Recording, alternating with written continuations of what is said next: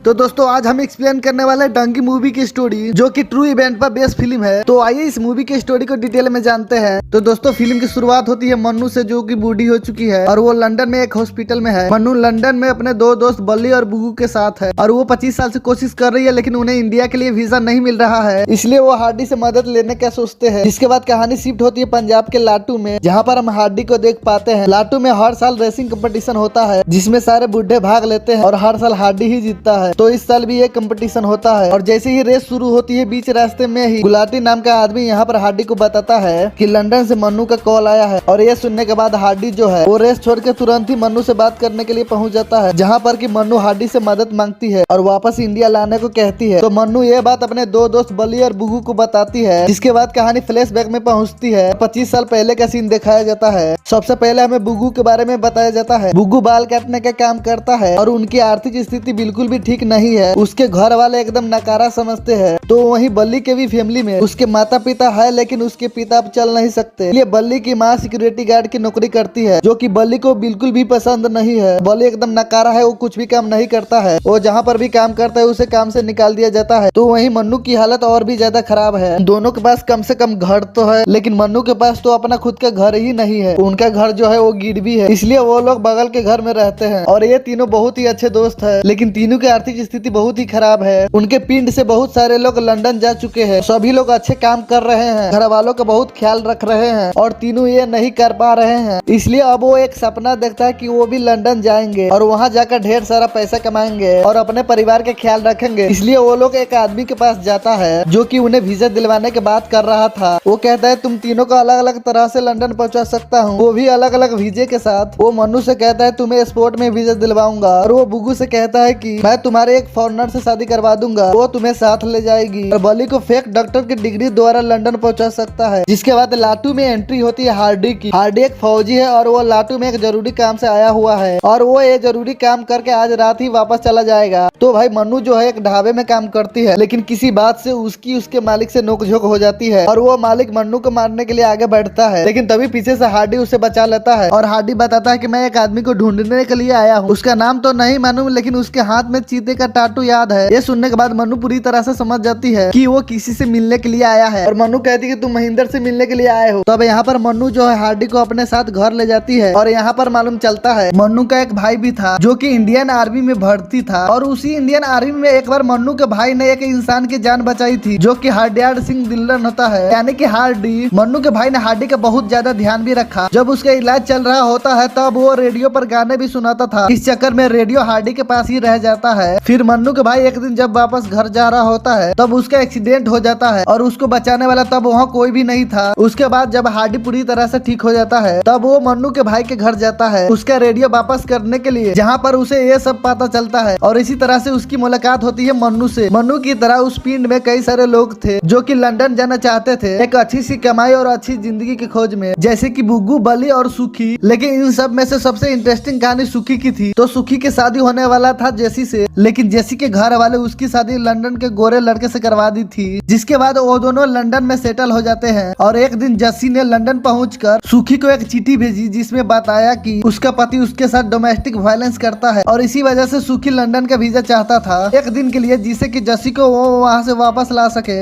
अब इन जितने भी लोगों को वीजा चाहिए होता था, वो सब एक इंग्लिश क्लास जाते थे, जिसका टीचर ये गुलाटी होता है। वहाँ पर सब लोग आईएलटीएस के एग्जाम के लिए इंग्लिश सीखा करते थे, लेकिन बहुत सीखने के बाद भी किसी को ढंग से इंग्लिश नहीं आई। और फिर जब आईएलटीएस का इंटरव्यू हुआ, तो उसमें सब फेल हो गए, सिर्फ बली को छोड़ के। और बली लंदन चला भी जाता है, लेकिन उसे कह दिया जाता है कि वो लंदन पहुंच के सबसे पहले जेसी की बात करा दे सुखी से, और जेसी को बता दे कि सुखी उसे लेने जल्दी लंदन आ रहा है। पहुंच के जब इंडिया में सुखी को फोन करता है, तो वो सुखी को कहता है कि जैसे ही जेसी को पता चला सुखी आईएलटीएस के एग्जाम में फेल हो गया है और उसका लंदन का वीजा लगा ही नहीं, तो जेसी ने सुसाइड कर ली। ये खबर सुनते ही सुखी सदमे में चला जाता है और वो भी खुद को आग लगा कर सुसाइड कर लेता है। उसके बाद उसके अंतिम संस्कार की जाती है, जिसके बाद हार्डी डिसाइड करता है कि वो मन्नू और बुगू को लंदन ले जाके ही दम लेगा, जिसके लिए वो एक डंकी रूट का प्लान करते हैं, बोले तो इनलीगल रास्ता। और यहीं से कहानी का एडवेंचर वाला पार्ट शुरू होता है। हार्डी, मन्नू और बुगू के साथ 3 लोग और भी तैयार हो जाते हैं डंकी मारने के लिए, जिनका नाम होता है पप्पी, चमेली और गुलाब सिंह। लेकिन ये लोग जैसे तैसे अफगानिस्तान से होते हुए ईरान तक पहुंच जाते हैं। लेकिन फिर ईरान से टर्की जाते समय वहाँ पर इन सबको एक आदमी पकड़ लेते हैं।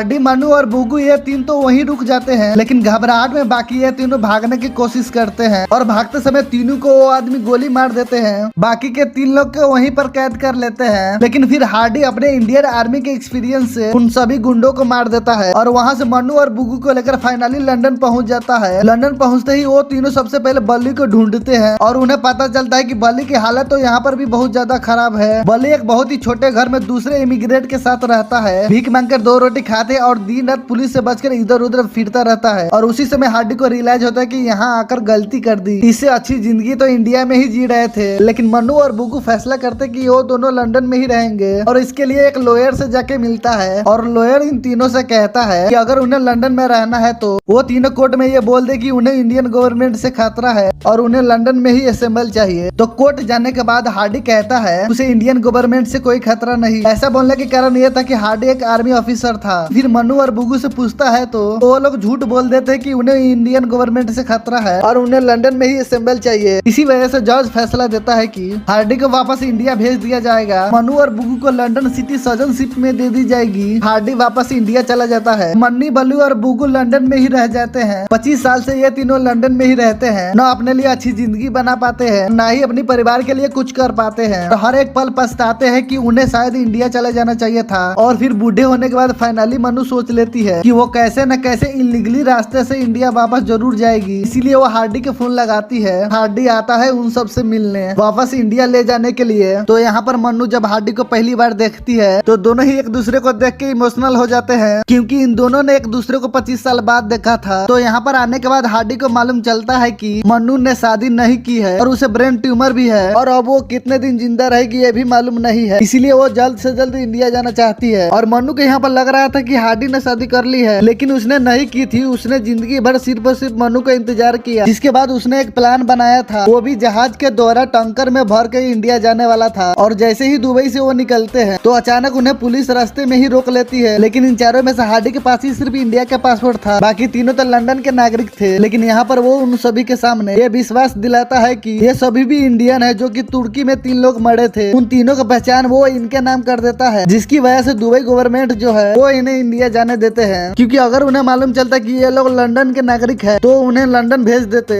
इसीलिए हार्डी ने इन तीनों का नाम छुपाया, क्योंकि नाम से ही पता किया जा सकता था कि ये तीनों कहाँ के हैं और असली नाम से ही इंडिया भेजा जा सकता था। इसीलिए हार्डी ने उन तीनों का नाम तुर्की वाले तीनों से बदल दिए थे। इसके बाद फाइनली वो इंडिया चले जाते हैं और घर आने के बाद हम देखते हैं मन्नू का जो घर गिरवी था वो मिल चुका है। लेकिन जब यहाँ पर हार्डी उसे शादी के लिए प्रपोज करता है, मन्नू उसे हाँ तो कर देती है और हाँ करते ही मन्नू की जान चली जाती है, क्योंकि उसे ब्रेन ट्यूमर था। फिल्म के आखिर में हमें रियल फुटेज द्वारा बताया जाता है कि हर साल लगभग 10 लाख लोग इलीगल तरीके से विदेश जाने की कोशिश करते हैं। उसमें से कितने सारे लोग मारे जाते हैं और कितने सारे लोग का आता पता भी नहीं चलता, और ये सब फुटेज द्वारा हमें बताई जाती है। और इसी के साथ ये मूवी एंड हो जाती है। तो दोस्तों, आपको डंकी मूवी की स्टोरी एक्सप्लेनेशन वीडियो कैसी लगी कमेंट सेक्शन में जरूर लिखिएगा।